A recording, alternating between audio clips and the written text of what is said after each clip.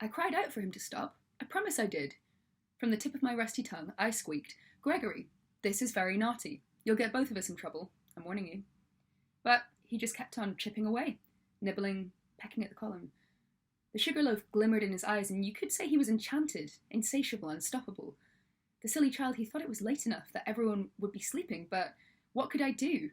He never heeded my cries, nor sensed the resistance in my iron bones. You must know I was just a bystander, at worst an accessory to the crime. I beg you, understand the young man, and pardon him, since all the years have passed. If so, I'll tell you how it was.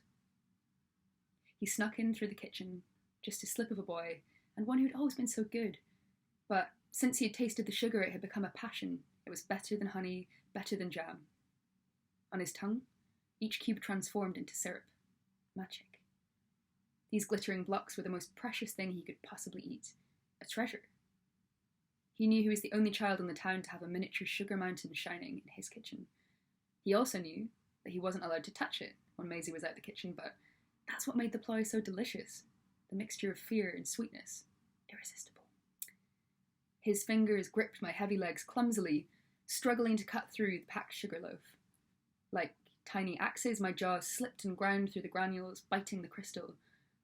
Perhaps Gregory imagined he was crafting a castle from diamonds. Perhaps he was lost in his own fairy tale, transfixed by the sugar.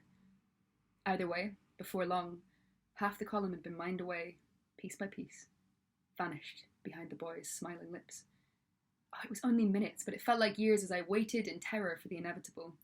The shuffle of Maisie's slippers, the light yawning from the pantry door, the clatter as I fell from sticky hands onto the flagstones, the hushed scolding, the slap of a wrist, the slam of a drawer behind my banished body.